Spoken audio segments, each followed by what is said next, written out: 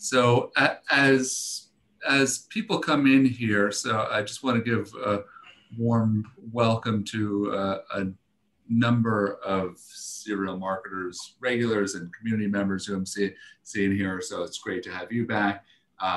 Want to also welcome a lot of people who might just be seeing this as part of the first time, especially through the incredible speakers we have here. I am very excited to get into this topic. If we haven't met yet, then I'm David Berkowitz. I'm the host of the Serial Marketers community. So about 2,500 members and just an incredible group that's learning from each other. And so this is, I'm including the link to the community in the chat. I also am going to introduce David Cutler to say a few words, because this event would not be possible without him willing this into existence, let alone organizing this to no end, where I was like, David, I love to do this event. Like there's no way I can organize something that seems this involved right now, and getting speakers like Shelly and Todd, like, are you kidding me? I can't coordinate this right now. And David's like, I got this.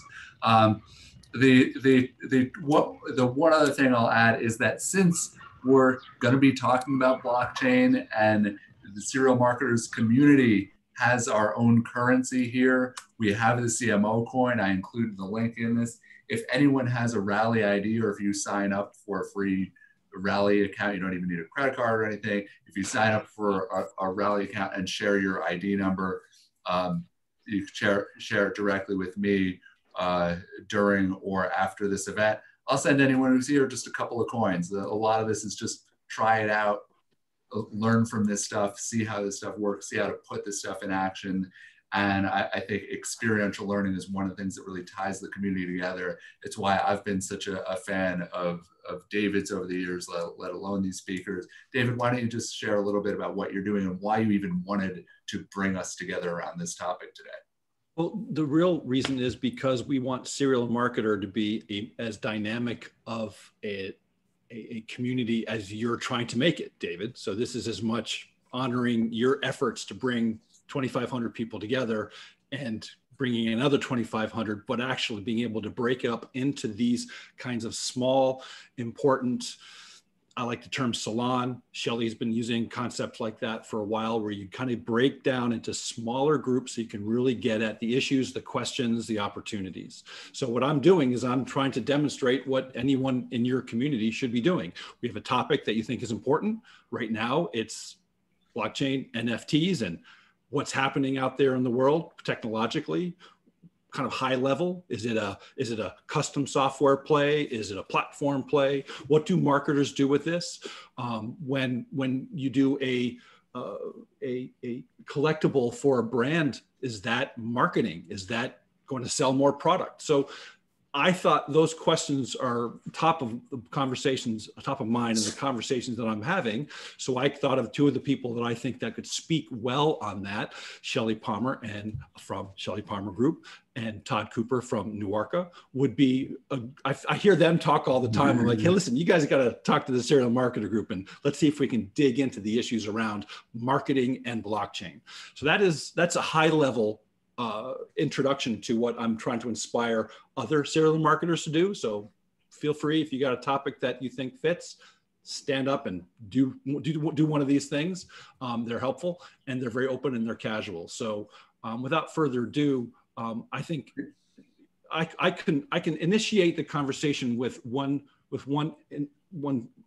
image that I found recently, and that is this one. So I think Todd and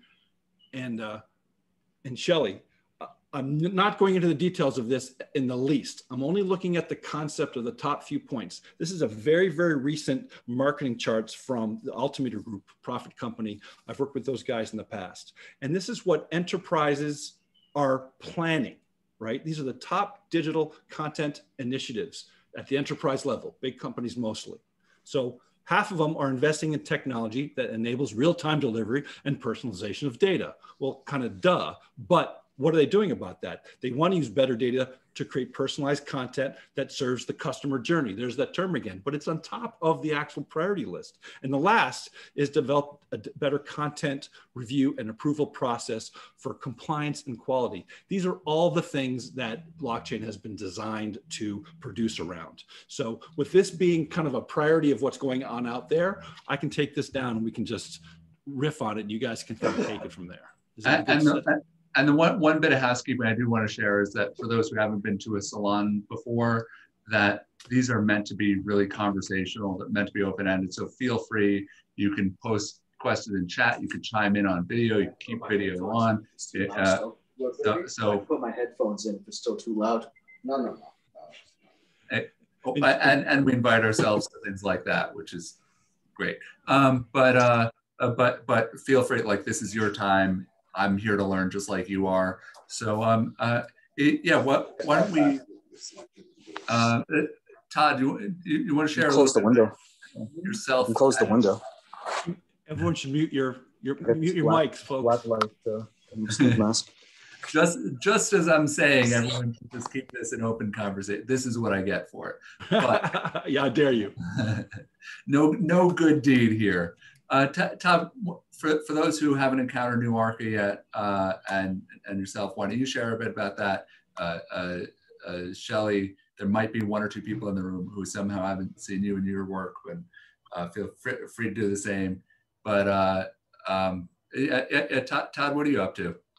Sure. I'm Todd Cooper, CEO, co-founder of NuArca. I'm guessing you have not heard of NuArca yet, although I think hopefully you will in the future. We're a blockchain technology company. We were established in late 2016. All of us involved with it are refugees from the fintech space, where we spent 25 plus years delivering system critical applications to the top 10, top tier, tier 1 global banks, where we really understood what the pressures were involved in making that work. So if you're standing between like JP Morgan Chase and its ability to fund loans, you better get it right. And so our premise when we established this new company in October 2016 was that we would marry this new technology, blockchain, that was just emerging as in some kind of semblance of out of the chaos that it had been in, and figure out ways that we could address the different market opportunities that were out there. And that if we could take that experience we had in delivering real systems, marry it with this new technology, that there was all kinds of different problem sets that we could address. And that largely proved to be true. And we're very unusual as a blockchain company, particularly one that started at that point, in that we were cash flow positive almost immediately. And we have live production systems in the US capital markets and Latin America capital markets. And on the back of that success, we developed a number of other different concepts, different ideas. We have solutions in private company equity management. We have solutions out there in the oil and gas, mineral rights, and royalty space. And most recently, we have been involved with NFTs and really figuring out how to bridge the gap. If you think bridge the gap from the brands, from in the case of music, sports, and entertainment, from the labels, from the teams, from the leagues, all the way to the customers and to the fan base.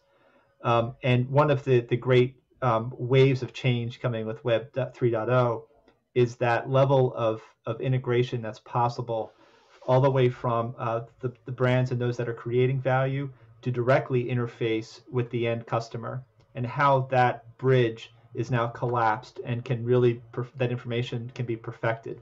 And I suspect that's part of what you all would be interested in, is how to create that perfected relationship, that perfected data stream, and figuring out how this technology is going to impact all of those existing pathways that are out there today as the evolution of digital marketing, marches towards a Web 3.0 model.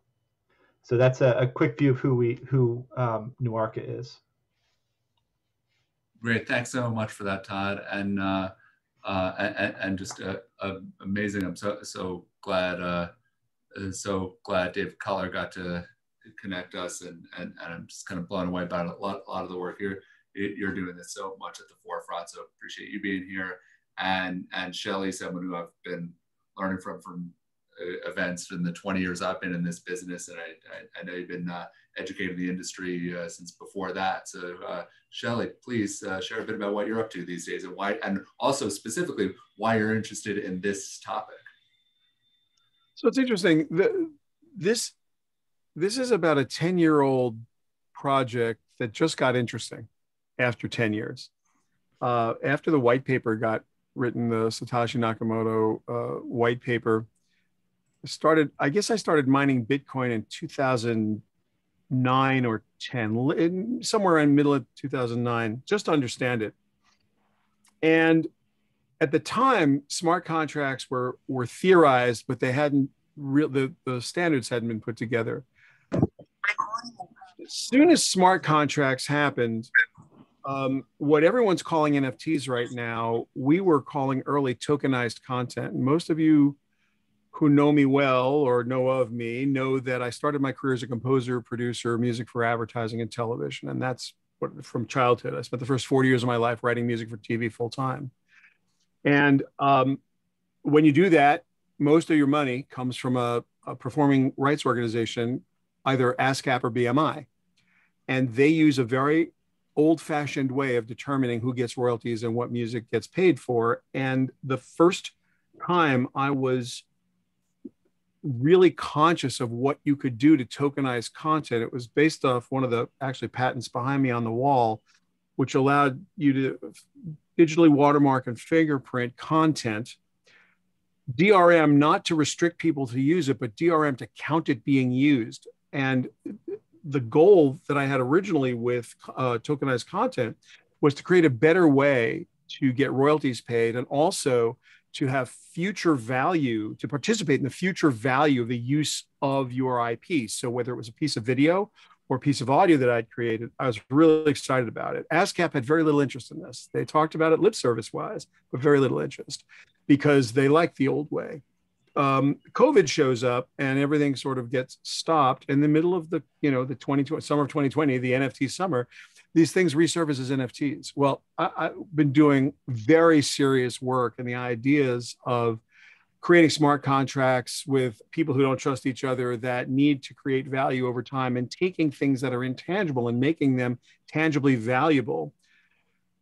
This was made in heaven. So Todd and I became acquainted through David Cutler just a few weeks ago. And the work that they're doing at NuArca is spectacular in that not only do you not need any knowledge of any of the underpinning, but as long as that there is value to be created and value to be distributed and value to change hands and exchange, the NuArca technology takes what a traditional NFT would be that you'd write on, with a Ethereum ERC 721 or 1155 contract, and they make it buyable without a digital wallet. You can go in there and do it with a credit card. So it opens it up to a large number of people. So what fascinates me about NuArca is the accessibility of the tool set they built. What fascinates me about the space is that we're right now on the cusp.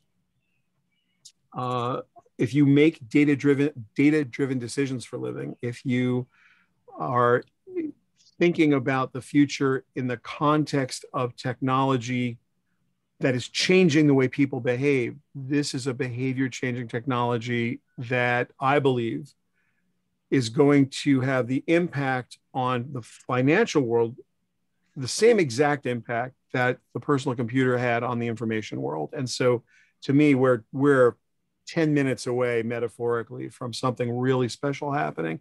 And I've spent a lot of time in the last year and a half trying to dig deep into this just to prep for what's coming and to really get a handle on it. The web had a big impact on us. NFTs are let's just say all NFTs are smart contracts. All smart contracts are not NFTs. There's a big world here. And this is training wheels for everybody, including the consumers. Here's how you get into the business. And not to shill for NuArca, but the stuff that Todd's group is doing is Todd, I hope you'll explain it to everybody. It's really spectacular. And so I think one of the things that a number of us in the room are trying to wrap our heads around is that a lot of people in the serial marketers community, and it just shared a little housekeeping for those who joined after the intros.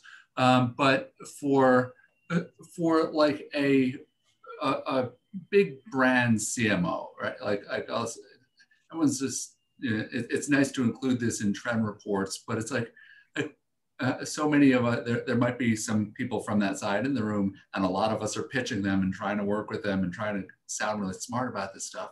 Like, why should they care beyond the fact that it's some like $1 trillion market and there are lots of big numbers and that there are lots of smart people who seem to care a lot about, like, how is this going to affect like a packaged goods marketer day to day? Why does this matter? So let me try to take a cut at that. I'm sure Shelly will be much more articulate on it than I am. And I think the simple answer is that you shouldn't be thinking about those eye-popping valuations in terms of what this technology is. You should instead be thinking about the fact that as of right now, about 1.2 million accounts have ever owned an NFT across, like, say, the top 24 platforms that are out there. So probably it's if you think about the overlap that's there, maybe there's 800,000 people that have ever even owned an NFT. That's an incredibly small number. And as we're really focused on democratizing access to those and making it possible to use them in a very broad way across the grand populace and the big consumer base. So when that starts to happen and you go from 700,000 to 70 million or more than that on a global basis, you start to have a tremendous new channel for digital marketing and pushing those digital marketing programs to a new level of engagement with consumers and customers and fans. So you asked about a dry packaged good. So let's say, like a General Mills or somebody like that, right? So they want to sell granola bars, very sexy granola bars, right? So what do you do with that? Well, right now, if they're issuing coupons, those coupons are, at the moment, being redeemed at, through the, whether it's, Kroger, depending on where you are, Market Basket up here in the Northeast, or, Shop and Stop, whatever it happens to be, those coupons are being redeemed, and the store that they're redeemed at has the information about the end consumer, which they'd be very happy to sell back to General Mills for some small fee, assuming that they were able to capture that information with, with their rewards programs that they have. So what you can do with something that is very low cost to operate and doesn't require the people who are receiving them to have a functional knowledge of what crypto is, what wallets are, what NFTs are, is instead you're issuing these digital coupons that can end up on a simple application or simple website that the consumer can get to, but perfects the information between General Mills and the end person who's holding it. So that when they're walking into the store and they're redeeming that coupon, regardless of where they redeem it, General Mills knows instantly who it is. They know about other information about them, and they start to have their own much deeper, richer understanding of the people who are buying their products. And potentially they can start to shape what they want that to be. So it's 1.4 million accounts, just to answer the question that came up, that have ever, not never, have ever owned NFTs. So we're talking about, it's a very low number, and really the number, if the overlap's more like 700,000. I think there's a couple of things that are really important as laying the groundwork for this. First of all, nothing we're talking about right now is new. If you have in-game currency in an EA game, if you have game currency, you understand this. If you've sent a coupon out, you understand this. If you've had a loyalty program, you understand this. This is a different tool set that you could apply those techniques to. Very bad idea. It's a bad technology to do that with. And if that's where you're approaching this, from my perspective, you're making a giant mistake, because in practice, there are better tools. You are a central authority if you're a giant packaged goods company, and it's your coupon. So there's not a problem with trust. There's not a problem with the need for nodes or validation. It's like your coupon. It's your fiat currency is your coupon. There's something else happening here that is really interesting. What if that in-game currency could leave the game? And what if it had value outside? And what if there were derivative financial products based on it? And what if you could settle actual transactions with it for things that weren't your package good? What if this actually was a different way to think about economy in a world where inflation is about to explode, in a world where countries around, if you're a global organization, you've got countries with histories of rampant inflation, of fiat currencies becoming useless, of insane financial problems, immense wealth inequality, the inaccessibility of certain goods and services. What if this tool set starts exactly the way Todd just described it and evolves into a completely different way to capture and exchange value, which is really the magic here. Yes, you can get data, but you can get better data a lot of different ways. And you can get data from a lot of different places. And data by itself, out of context, isn't all that helpful. So is there room in a 1 megabyte block to put their name, address, phone number, and all the stuff that's in the phone book about them? And that maybe you can go out to a database like IPFS, the Interplanetary File Storage decentralized database, and store some stuff there. But you'd rather just tap your own API through an Oracle and get it done. Why would you want that data anywhere else in the world? And who else needs it? Unless you come up with a marketing schema where you're now going to share this data with either the validators, the validator nodes, or as technology improves and my devices actually can hold parts of sharded blockchains, now consumers can participate in the actual world that you're creating, where their value, your value, the value of your goods and services, what they can do with it, and the value of the currency you've invented, whether that currency be an NFT or a coin. Now we're talking about some really interesting stuff, but you have to think about this in a wider way.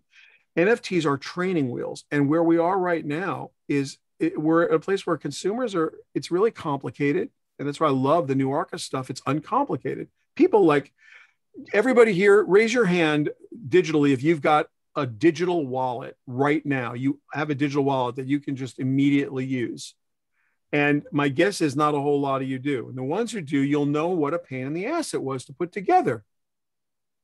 Like, how long did it take you to put your MetaMask wallet up or your Ledger Nano? And what do the gas fees cost when you move your ETH from Coinbase Pro to your wallet because you want to keep it offline?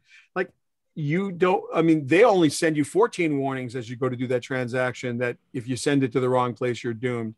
So asking a regular, normal consumer to do that right this minute, hard. Asking them to buy an NFT with a credit card, easy. So the first part of this is create value with the credit card. The second part of this is create a database that you could have first-party data with that could live on a decentralized database and or possibly on your own database using a decentralized Oracle, like as opposed to tap your own APIs. But as a marketer, as a creative, your goal here is to go deep into the art of the possible, feel it, and try and invent new, interesting stuff that leverages the amazing opportunity to let people harness the value that they create and mix it with the value you create and others create. Every single coin that's real is a community-based coin. There are no coins that just exist. There are no cryptocurrencies that just exist in a vacuum. None. There are meme coins that are garbage. And then there are community coins like Cardano and Matic and Ethereum and ETH. All of these are communities. People vote and they have a say in what happens, and they believe in a certain way of exchanging value. Are you part of that? Because that's the cool kids part from my perspective.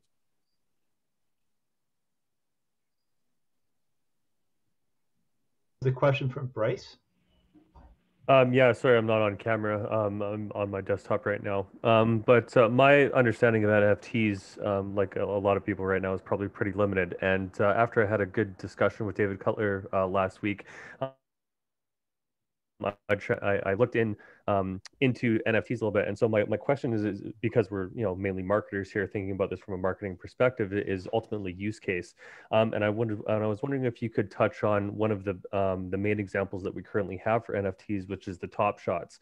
So you mentioned big numbers, and my big question is in two parts. One about the actual the technical aspect of NFTs, because from my current understanding, and you can tell me if I'm wrong, NFTs are basically like an ownership or a piece of data connected to something that shows who owns it and where it's been, so that you can track it across multiple parties. And so, as the example goes that I'm using, Top Shots, somebody takes a picture of some dunk and some game that's worthless essentially, and then sells that for ungodly amounts of money, right? And that's currently my understanding of NFTs, is that everybody's like, oh wow, this is super amazing, here's a bunch of money, and it actually has no intrinsic value. It's just somebody evaluating it as something that's more useful and more valuable than it actually is.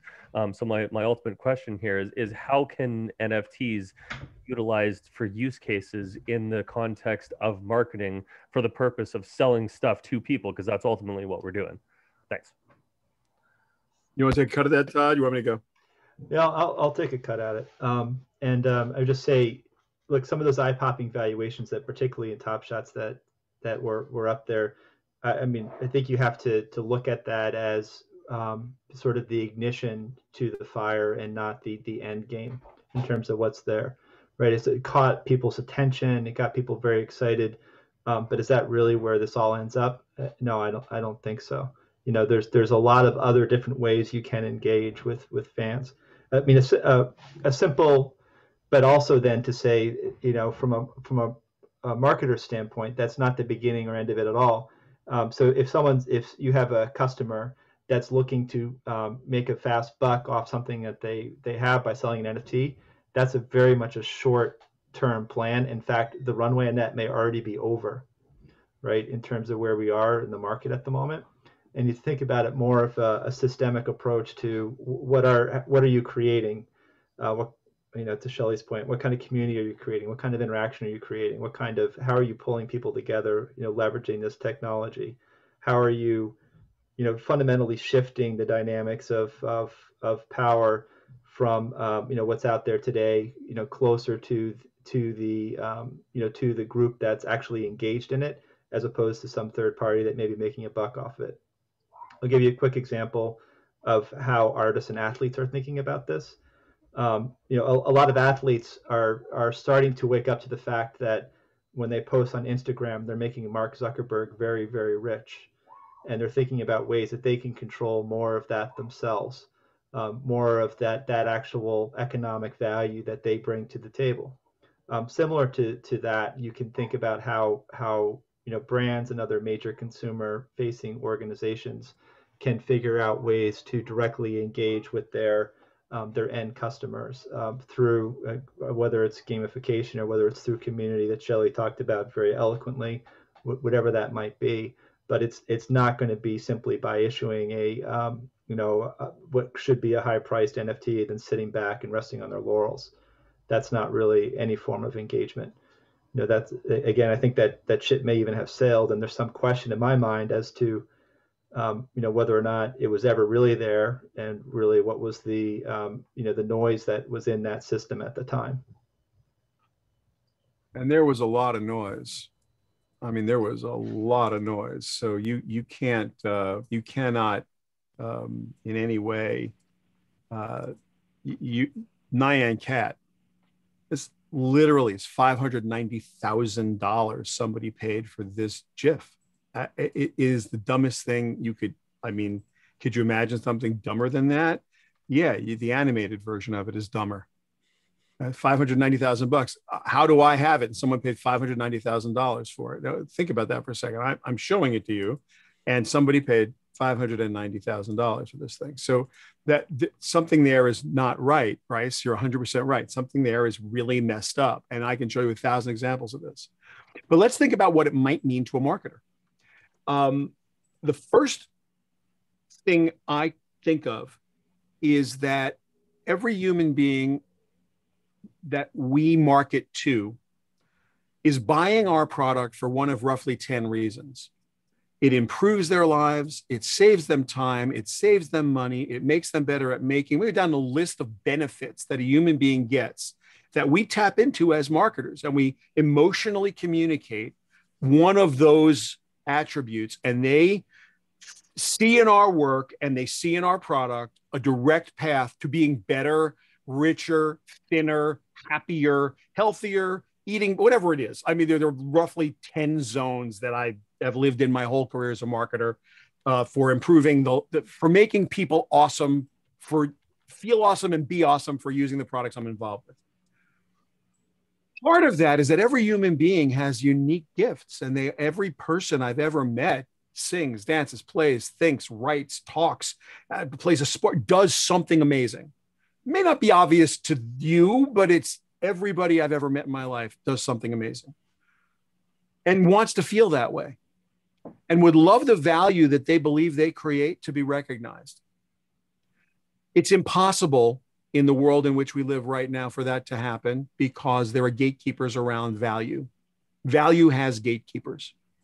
And what NFTs ultimately are smart contracts. They are contracts that allow you to do business with someone you don't know, set the conditions, and when the conditions are digitally met, value changes hands in the form of a cryptocurrency, a digital currency.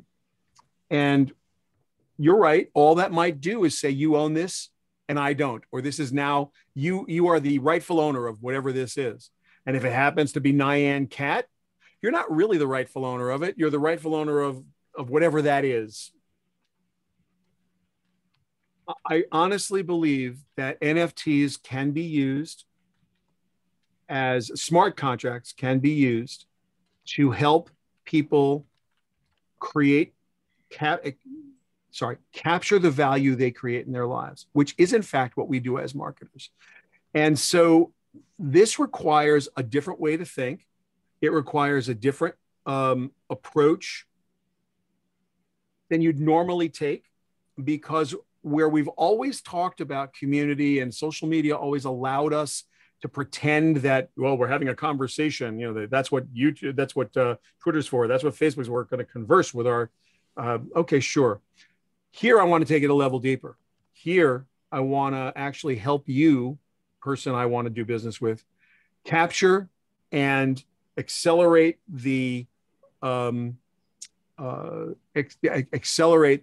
value creation of your value creation. I'm going to give you away through my tool set of capturing the value you create with my product, perhaps.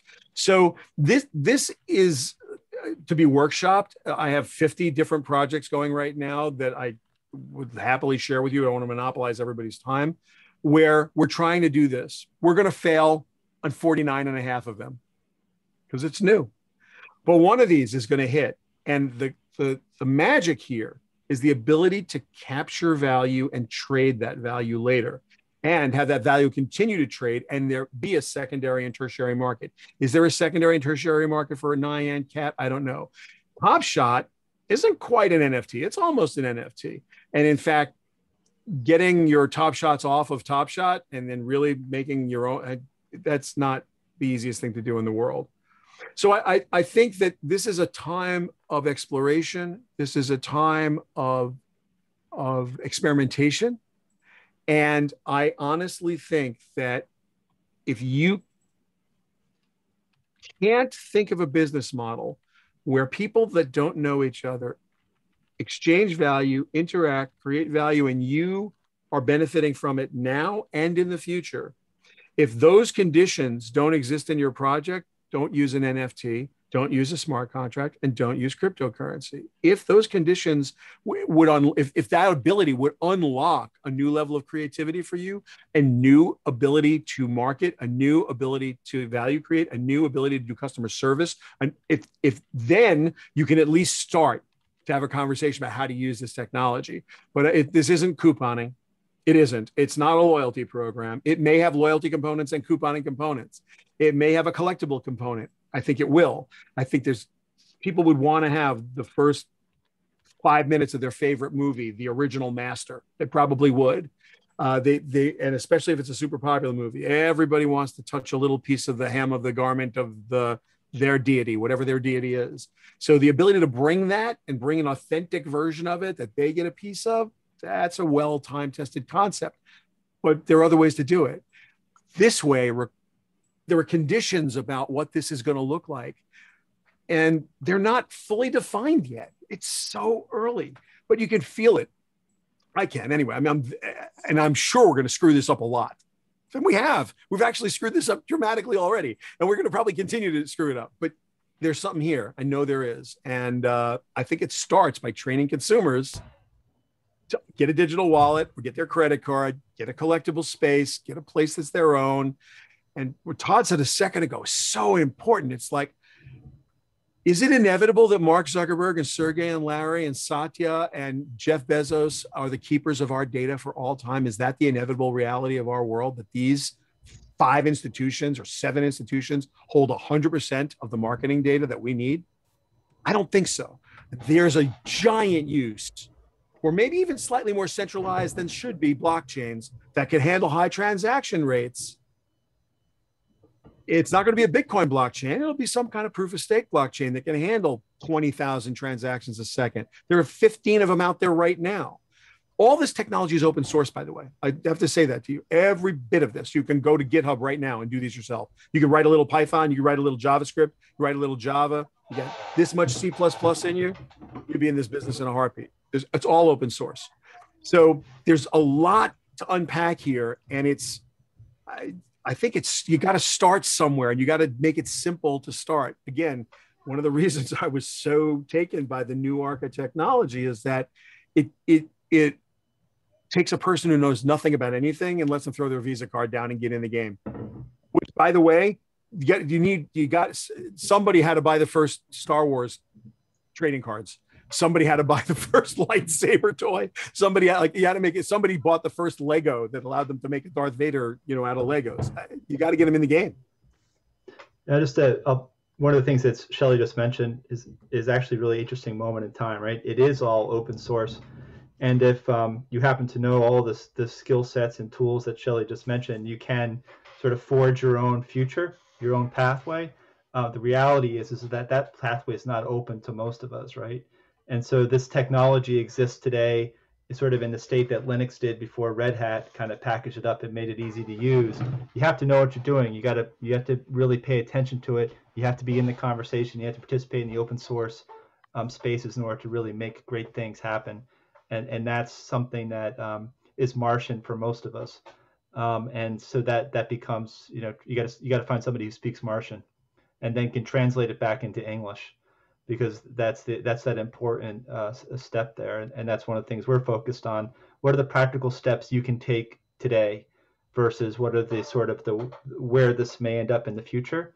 What can you do to create value now and still stay along that long-term path of value creation and the vision of the promise of all of this?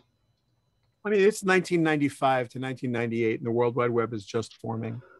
We've been in a world of Prodigy and CompuServe and AOL, and we're just about to get Netscape. We're just about to see the World Wide Web explode in front of us. And what does that look like? I don't know.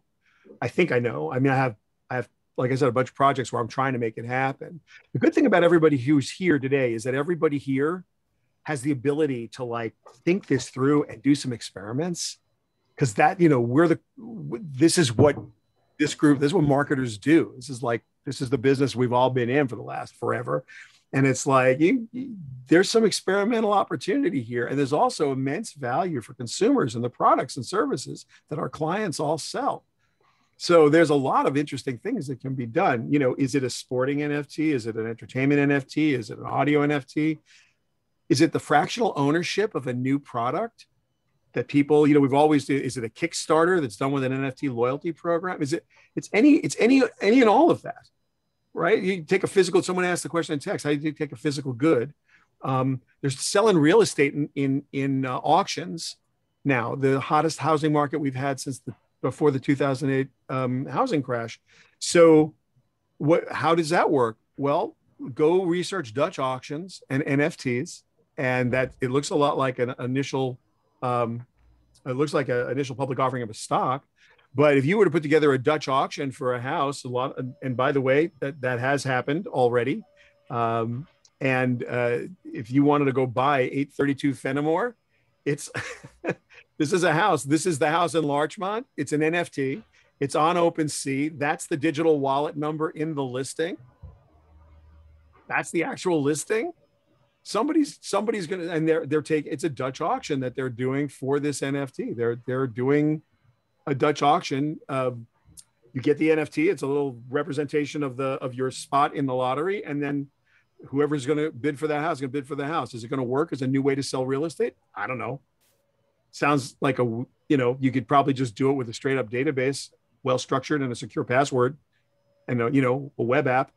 They're doing it with NFTs. Is it the right way or the wrong way? I applaud the idea. I just think it's a great way to do it. Is it going to work? We'll let you know.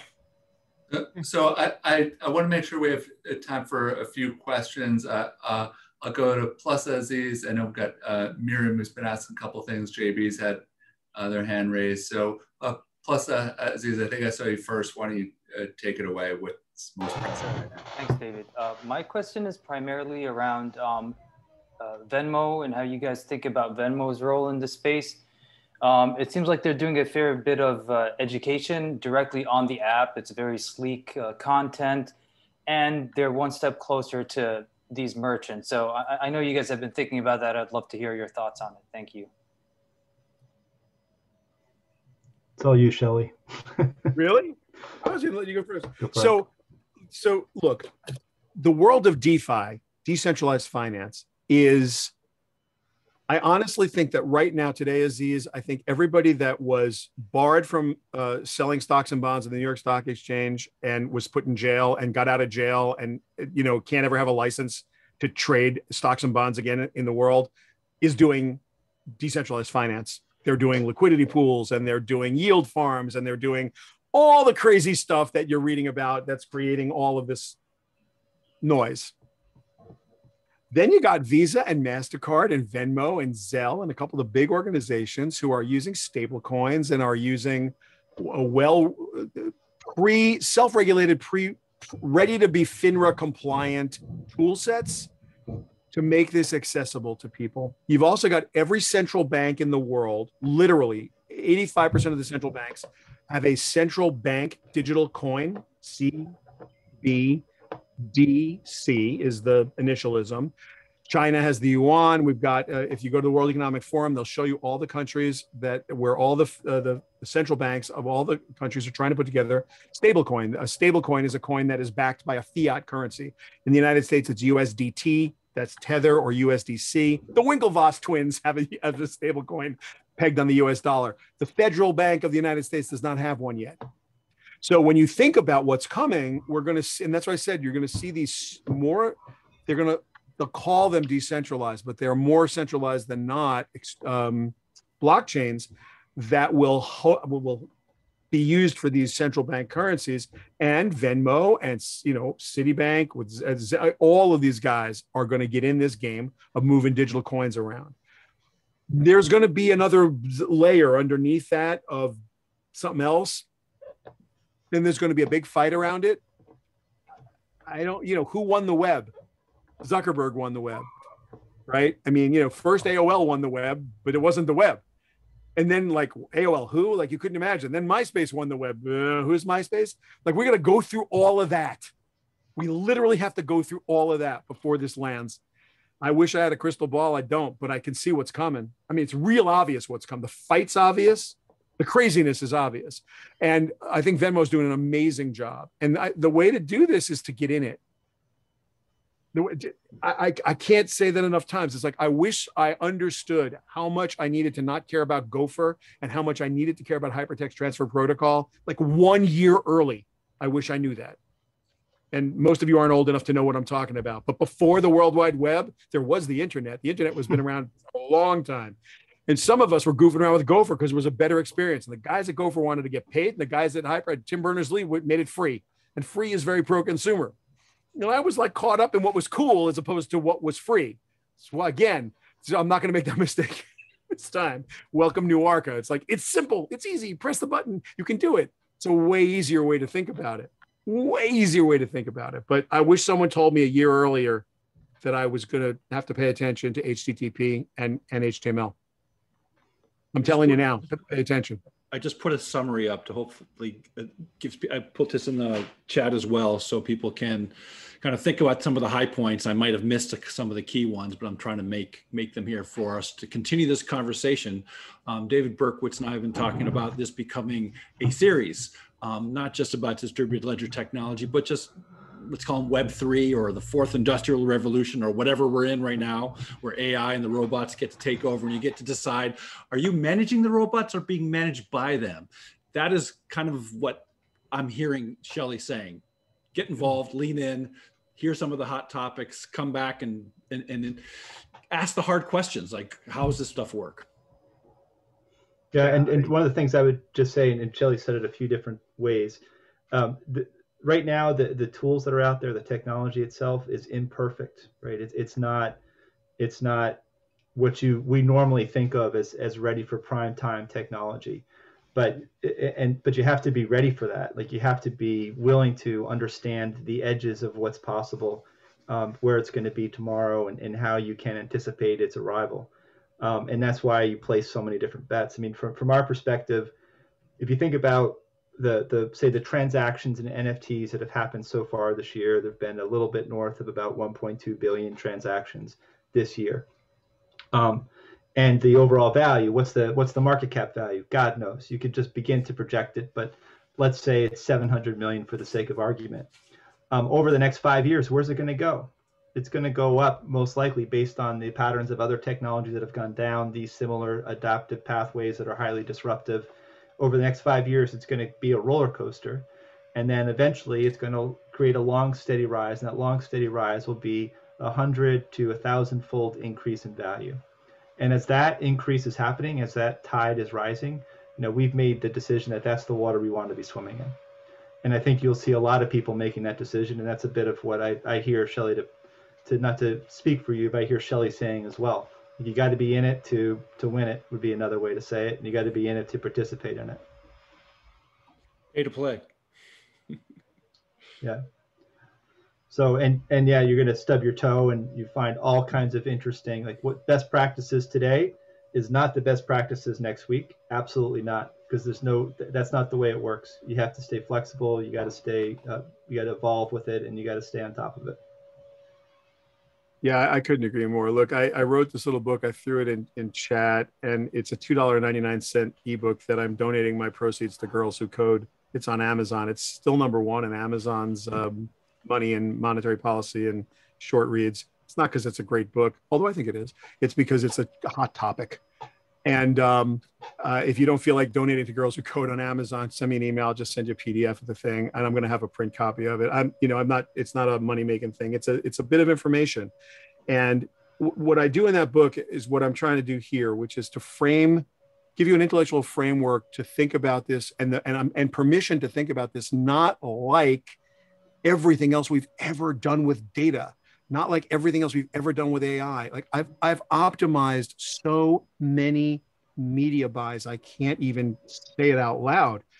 The algorithms I wrote years ago, I just applied to no-code bots as a goof to trade robotically every day on 5 different exchanges globally.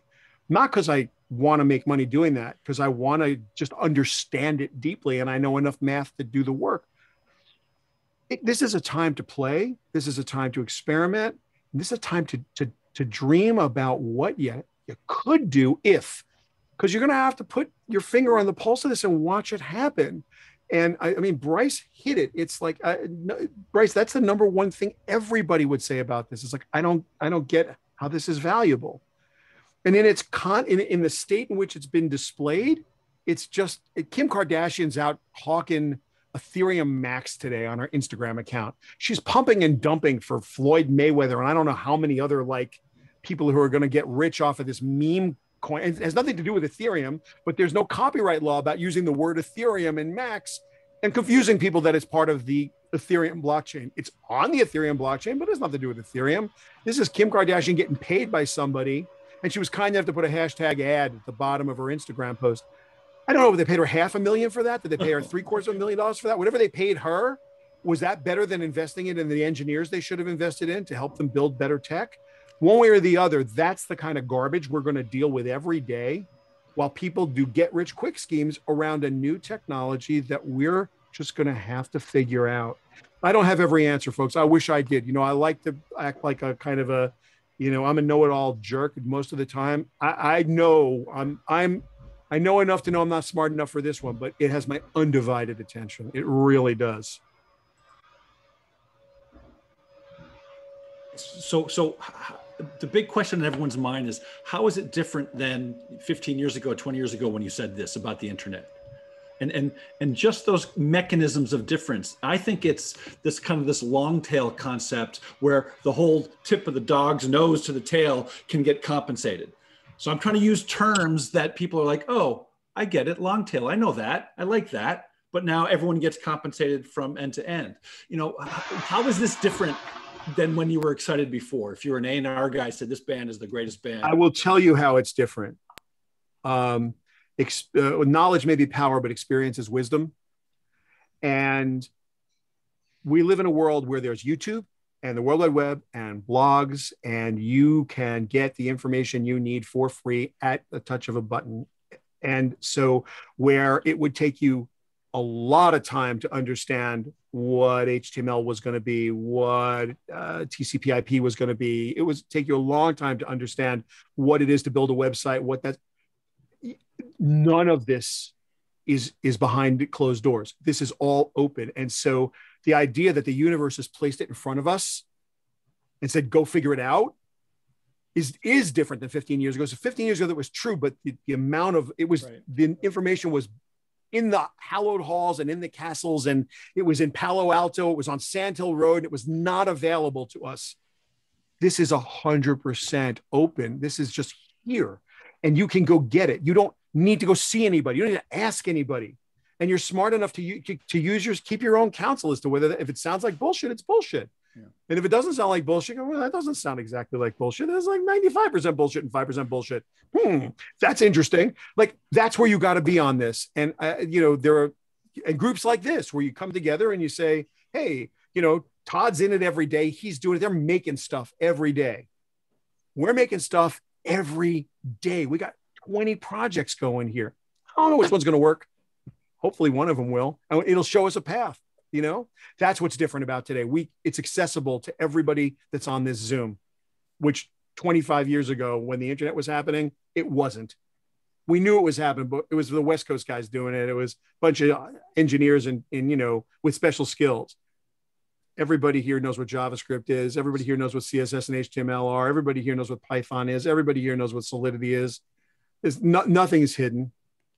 So now it's even more so, there's no barriers, right? So there's no excuses for anyone in this call not to play around with these tool sets that are available. So it used to be, someone else that owned it, and now you own it. So that's the big difference.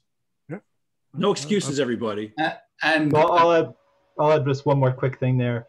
And because of that accessibility and our deeper level of knowledge and our better understanding of where this might be heading, that dramatically shortens timelines in terms of the full realization. My own history with software development is, I wrote my first software program in 1979 on a paper-based dumb terminal, tapped into ARPANET via an acoustic cup modem, which is when the internet began, right?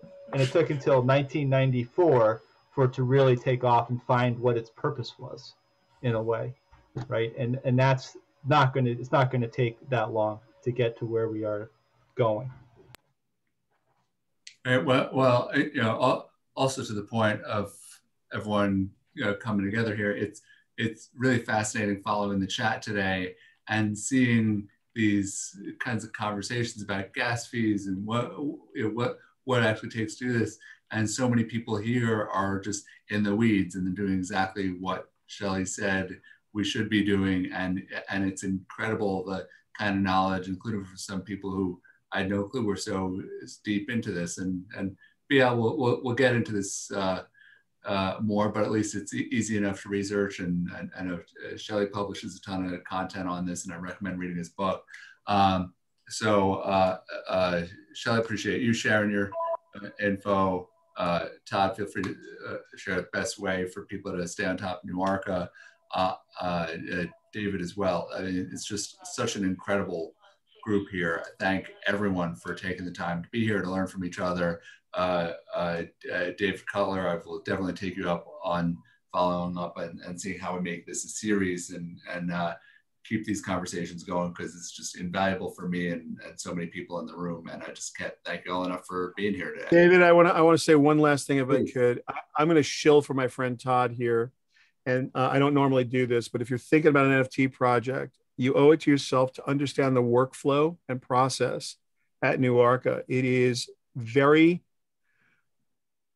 It's not only very good, it's really different than the other stuff we've seen. And so if you're thinking about an easy project, I'm not telling you go use them. I'm telling you go look at the workflow and consider how that's done, because it will be instructive. So if you got a real project going, reach out to Todd. Sorry, Todd, didn't mean to do that to you. You're going to get too many people calling you, but it's good stuff and you should have a look at it. And if you have any questions of any kind, I put my email in the chat. Feel free to reach out. We're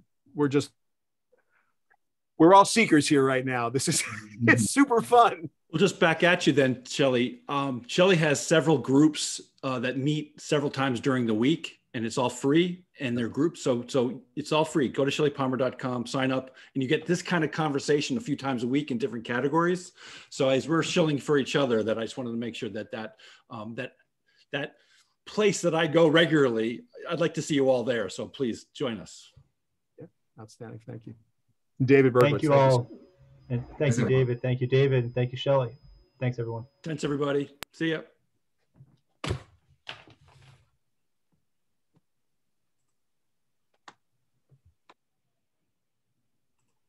Thanks a lot. I just saved the chat.